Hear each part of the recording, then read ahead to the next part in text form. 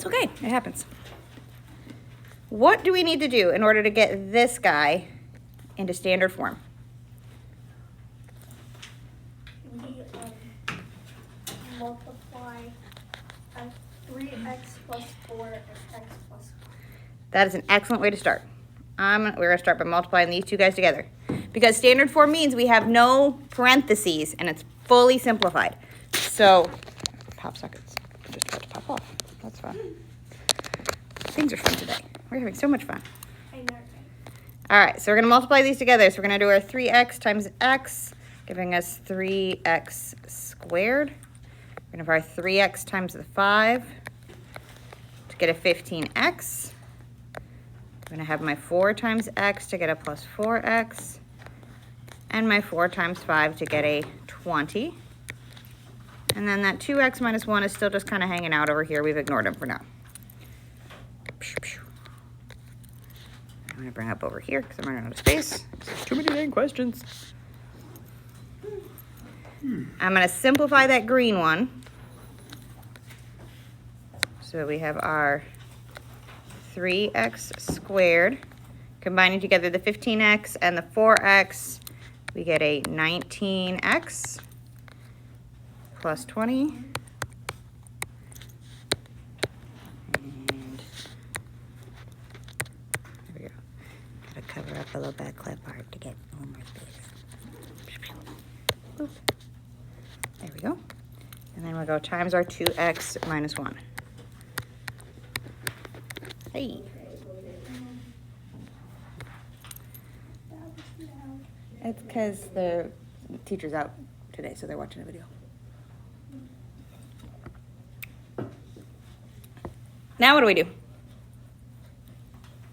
I did one set of multiplication. What do you do next to get this in standard form?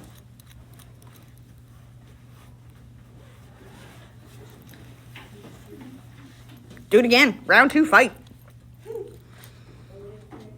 So we're going to take the 3x squared times both pieces to get our 3x squared times 2x, giving us 6x cubed. My 3x squared times minus 1 gives me a 3 minus 3x squared.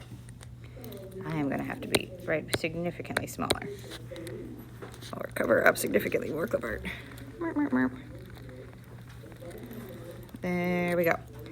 All right, so then we're going to do the same thing with our minus 19, or plus 19x, excuse me. 19 times 2 is going to be 38. And x times x gives us x squared. Or 19x times minus 1 gives us a minus 19x. What's up? That's a 6. I thought it was a B. Where did you get B from? Oh, yeah, that's a 6. What test grade are you at? A third of them are. No. It's, I split it by form, so I think the ones that had the blue at the top are graded. I will get to them today, so they should be finished up. Hopefully the end of the day. And then we do the 20. So we're going to take our 20 times 2x, giving us 40x. And our 20 times minus 1, giving us minus 20. And it's all very squished, because there's a lot of things on this page. And our last step on this one is to finish simplifying it, so that we're going to get our simplified g of x, because that's what the function was named. They called it George. I'm going to keep calling it George. It's a g. That's all it is. The only difference between f of x and g of x is one's Fred, one's George. And just like in Harry Potter, they're twins. All right, so we got our 6x cubed minus 3x squared plus 38x squared. Combining those like terms, we're going to get a positive 35x squared. My 40x minus 19x is going to give us 21x minus 20. And this is that same polynomial in standard form. If you multiply these other two first and then by this one, you should still get the same answer. If you multiply the outside ones and then multiplied by x plus 5, you should still get the same answer. It doesn't matter what order we multiply in. I just tend to go left to right so that I follow a consistent pattern and it's easy for y'all to follow what I'm doing. Okay? So that one is definitely the longest one of the three up here. There are 3 questions, which is a little much. But I didn't write it. So, on this next one here, we're asked to write a possible equation in factored form for this picture. This is what we did yesterday. How do we do that? What do we start with? Positive or negative? Is this one positive or negative? It is positive. We know that because both arrows are pointing up. If I actually do the arrows on. They're both pointing up. So we know we have a positive leading coefficient. So if I start writing my equation, that's going to be a y equals, and we're just going to have a positive 1. How do we find our factors to get this in our factored form? We need our what? Our zeros. What are our zeros? -2, -1, 1, and 2. How do those help me write my factors? I want to write a factor that looks kind of like that guy. What do I do with them? You subtract. X minus, and then we take our root. So I'm going to start with my positive 1. So x minus 2. And then we'll have our x minus this one. That's 1. And we're going to have our x minus that guy. That's our -1. So x minus -1. That's when we start getting positive factors. And then our last one is x minus that one, which is a -2. So we get positive factors and negative factors based off of our negative and positive roots. So the factors have an opposite sign of the root. And then the last one is super duper old. This is Algebra 1 stuff. And again, using that overcomplicated SAT language. So this says a line in the XY plane. This means a line in the normal place that we think of lines. A normal line. Has a slope of -4 and goes through the point 0, 12. We want to write this equation in slope-intercept form. What do we know about this line? That'll help us. Say it louder. We know B. What's our B? 12. This is our y-intercept. What else do we know?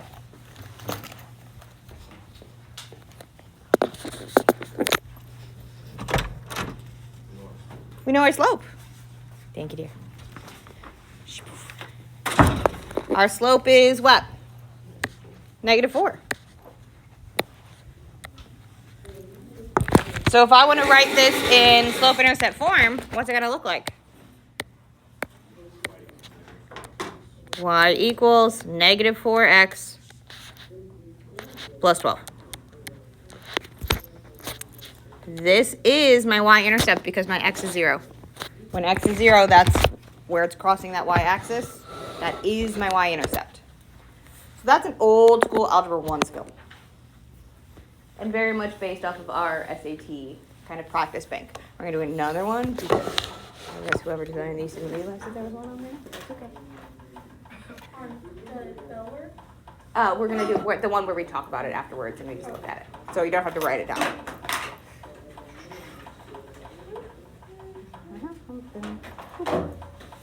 Okay. Questions on any of these 3? Because this is review yesterday, real old. So let's look at this one. And again, it's an example of how SAT people like to severely overcomplicate a question. L. I promise it's really not that bad. It just looks awful. 1, 2, Because this is saying the graph of y equals f of x is shown. I mean, look at the graph. The rest of that sentence is complete nonsense. It's gibberish you don't need. It's just saying it's made of real numbers, which is what we expect things to be made of. So the entire paragraph says, look at the graph. Where does it equal 0? Where does it equal 0?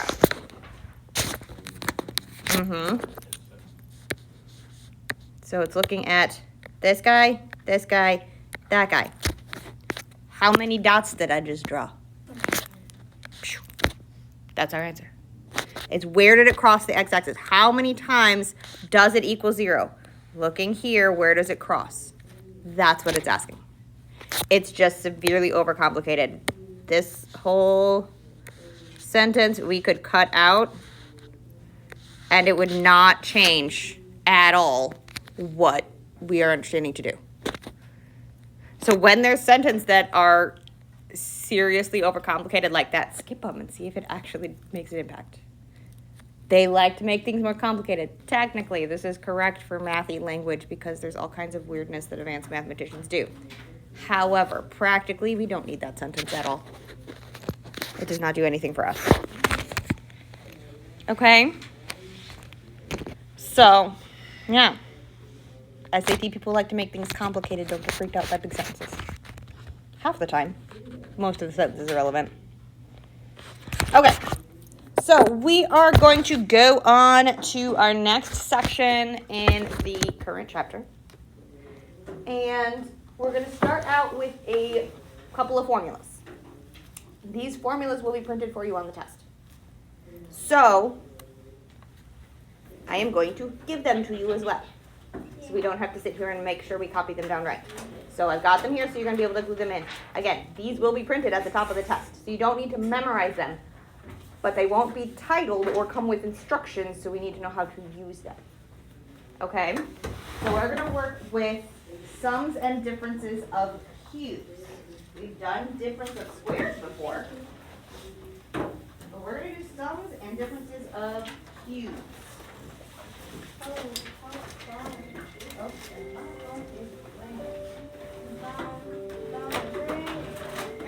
we go. Press it down. Run. Go. Yes.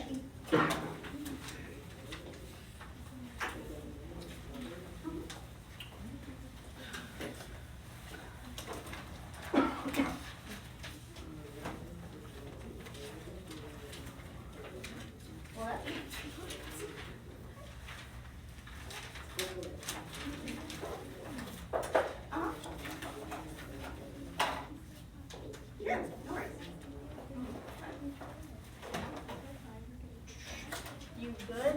Yes. There's an issue with your field trip permission slip. So you need to go to ICT. Oh, how fun. So that's what that was. I want to make sure you can go. From our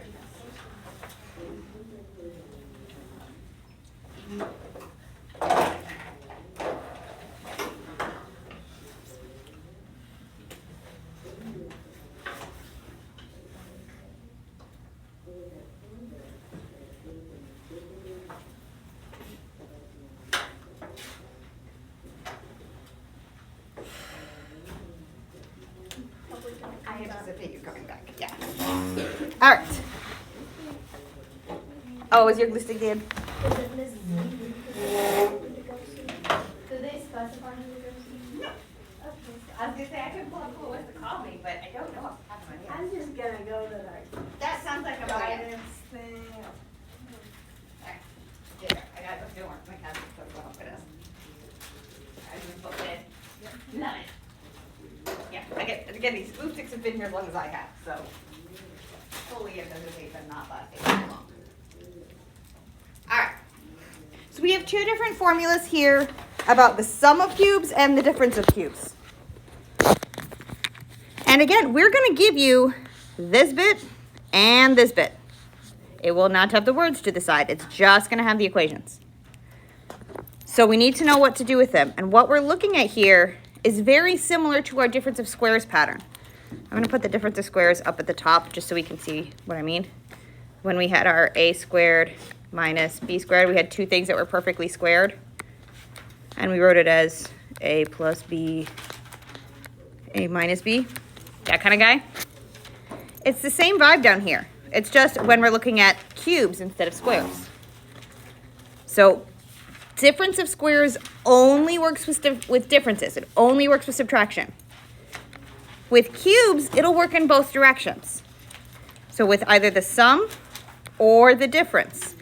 And they're super duper similar. It's only signs that change. So you got to be super careful with our signs.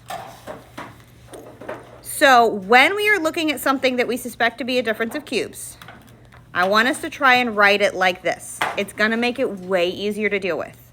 So I know x cubed is a cube because I could write this as x that's being cubed. What is cubed that gives us 8? What cube gives us 8? What do we think? Is there anything that when cubed gives us 8? Yeah. If we did 2 times 2 times 2, 2 times 2 gives me 4 times 2 gives me 8. So 2 cubed is 8. So x cubed minus 2 cubed is the exact same thing as x cubed minus 8.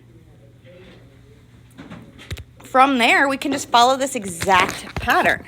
My a, that first piece is the x, and the b is the 2. So when we're looking at this pattern, we're going to fill those pieces in. So I can rewrite this as the parentheses. We'll have a little one and a big one. And I'm going to take my a, which is x, minus b. Thank you, dude. And then our second piece over here, we're going to take our a and square it. So we're going to have our x squared.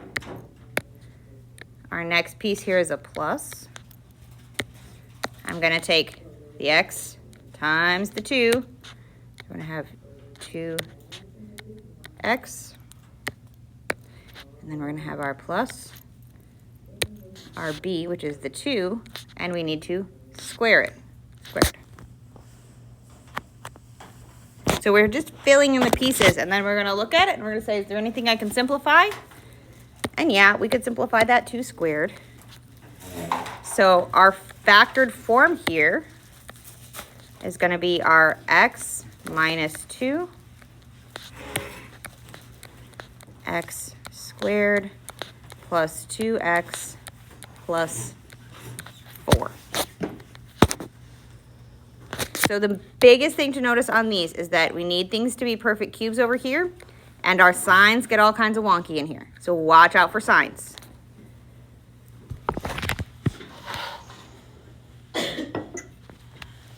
Once we get a little more practice with it, I'm going to give us a tool that we can use to help us remember the signs thing. Okay. We can try and look and see if we could factor this 4. Whenever we have an x squared, we sometimes can. I would say 99% of the time with perfect cubes, you can't. There's bound to be a rare case when it'll work, but I do not honestly recall one that does. But I'm not willing to make a 100%. Okay, so this is our fully factored form. This guy.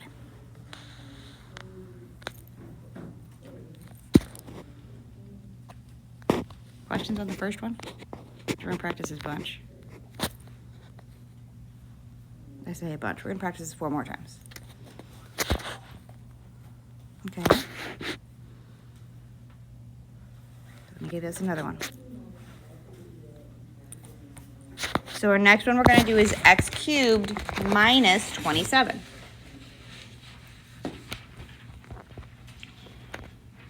So again, we have a minus sign, so we're going to look at the bottom one.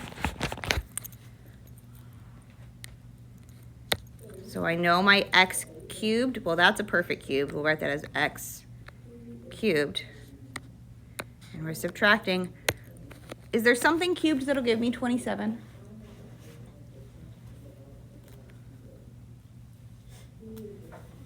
Think through our perfect cubes. Close. Because 9 times 3 will give us 27. We just did 2 cubed. 2 cubed gave us 8. What's 3 cubed? 3 times 3 times 3. Because 3 times 3 gives us 9. 9 times 3 gives us 27.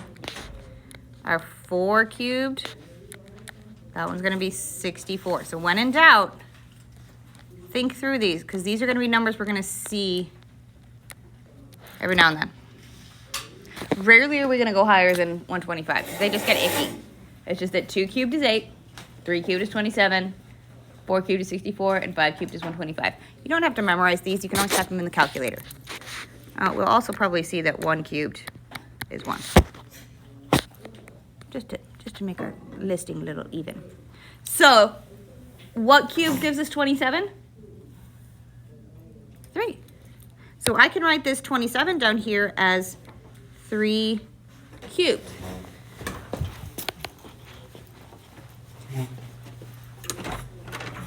Thank you. So then we're just following our pattern here. We're going to use the minus one because this one has a minus sign. So we're using this bottom row. So my first piece, that A is an X, and my B is my 3. So when we're filling in our pattern for our factored form, we're going to have our little piece and then our big piece. And we take these guys under here that are not with the exponents. So we're going to have our X. The first sign is always the same sign, so it's always going to match. So X minus our 3.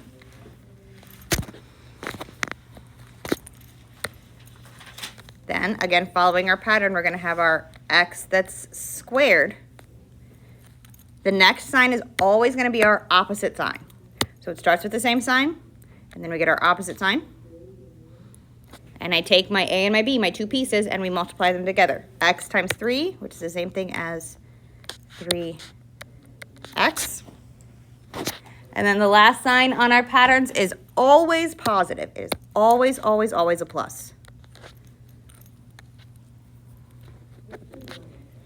And then the very last thing is I take my B, that last piece, that 3, and I square it. 3 squared is 9. So it's always, no matter if we're looking at plus or at minus, it's always the same sign first, the opposite sign next, and then it's always positive. So even if we don't have the formulas in front of us, we can remember that we always clean our cubes with soap. It's the same sign, the opposite sign, and then always positive. Same, opposite, always positive for our sum or difference of cubes.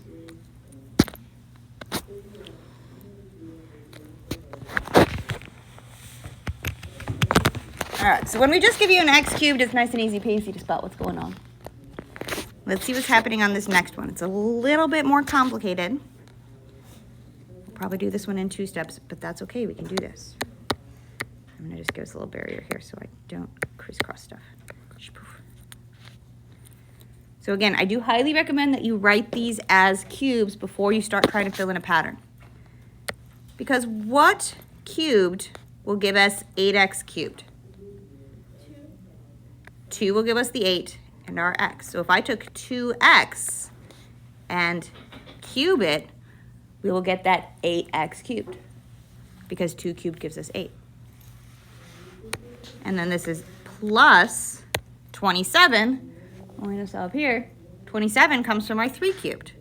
So that one is 3 cubed. So we're adding these together, so we're going to follow the top one on our patterns. And we're going to have our, I'm going to go right underneath it. I'm going to go right to the wall over there. So we take our first piece, that 2x, and we use our same signs. We're going to add. our second piece, the 3.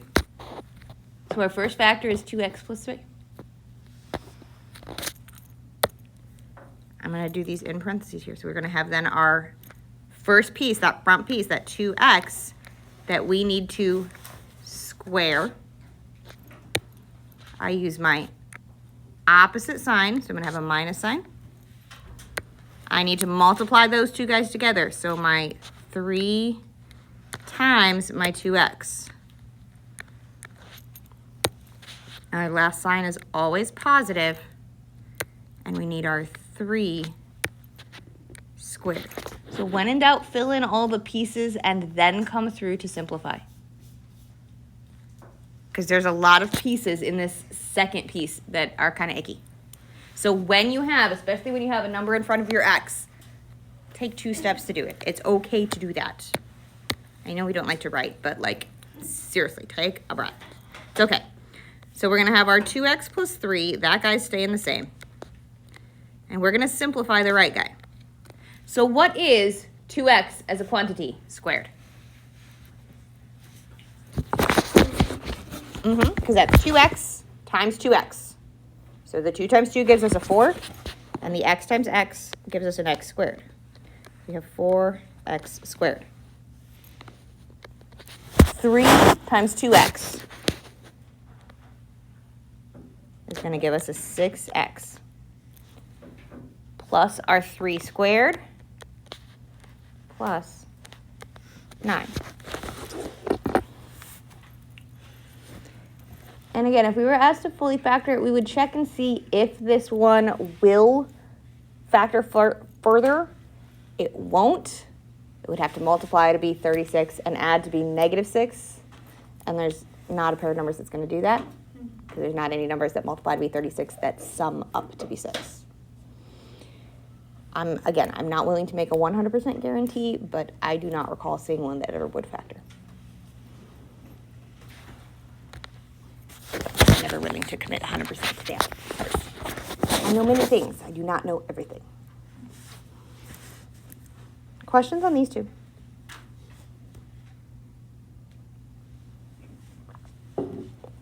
Okay. Last two. We're going to put them in factored form. And there's a slight challenge on these ones. Oh. That one has a 4. Don't look at the 4 yet. Start with the left one. Our 2x cubed plus 250. Was 2 in our list of perfect cubes? No. No. So 2 is not a perfect cube. What else do we do when we're looking at factors that we should always usually do as a very, very first step when looking at factoring things? We should always check for a Greatest common factor. GCF. I have no idea if those letters were right side around for you. Not a dang clue. So is there a greatest common factor on that left one? Is there something they both share? 2. 2. I can factor out a 2, and that's going to leave me with x cubed plus, what's 250 divided by 2? 125. 125. Was 125 on our list of perfect cubes? Yes. What is 125 as a cube? 5. It's 5 cubed. So this is the same thing as being 2 times x cubed plus 5 cubed. Means the same thing. It's just shaped in a different way. I've taken my expression, made it out of Play-Doh, squished it together, and reshaped it. I didn't change it. I just moved stuff around. That gives us a piece that we can put through our difference of squares patterns, or difference of cubes. So we're going to take and put this through our pattern. So we've got our 2 that's out in front. He's just going to hang there. And we're going to wind up with our 2 sets of parentheses, our little one and our big one. Where I take the first piece, my x, and the second piece, my 5. And it's going to start by getting the same sign. So we're going to get a plus. In the second set, we take our first piece, the x, and we square it. Then we're going to use our opposite sign. So we're going to get a minus. We take the x times the 5, so each piece. So x times 5 is the same thing as 5x. And then our last piece, we're going to do always positive. So it's always plus. And then I take my last piece, that 5, and we square it. What is 5 squared? 25. 25.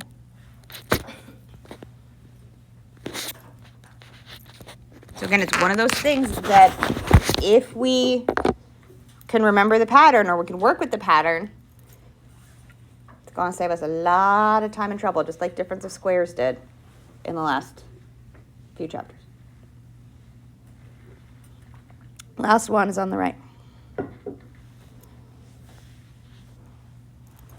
What do we notice on this guy?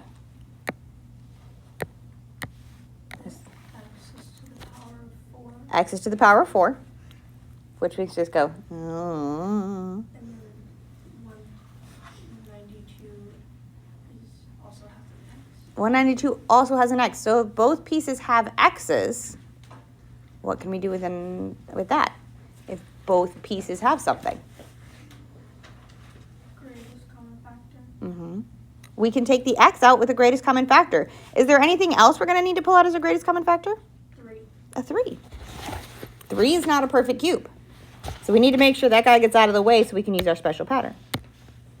So when we take a 3 and an X out as a greatest common factor, we are going to be left with our X cubed minus what? What is 192 divided by 3? 64.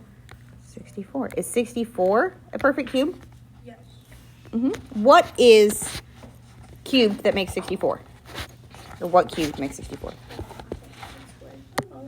That's okay. 4. Yeah. So this is the same thing as 3x times x cubed minus 4 cubed. Again, I do think it's very, very helpful to write this step out. It's very helpful.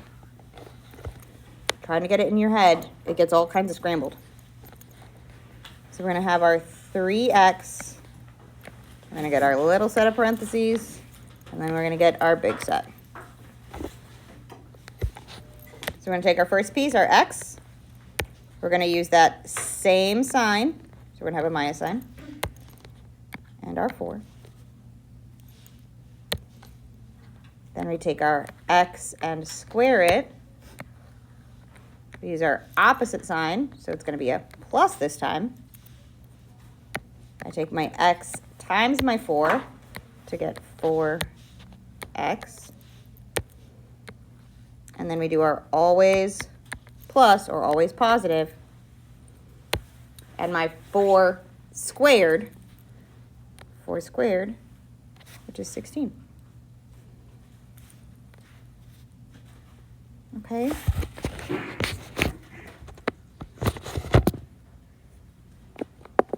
Questions on these ones? They don't really get worse than this one. As bad as they get. Everything covered. It's like, I have a homework? Yes. All right. Homework 5-2, though, covers the next, I think, several days, as I recall. So it's, yeah, the next, today, tomorrow, and Monday. So it's not going to be due until Tuesday. So, and I just gave you one yesterday, so if you don't want to have it today, I totally get that. Yeah. So what I'm going to do is I'm going to put them on the little table right here by the door. And you guys are welcome to pick one up. But since I know I gave you a homework yesterday and you know, I'm just going to put it over here. So if you want one, you can have one. We are at about 3 minutes till announcements. So.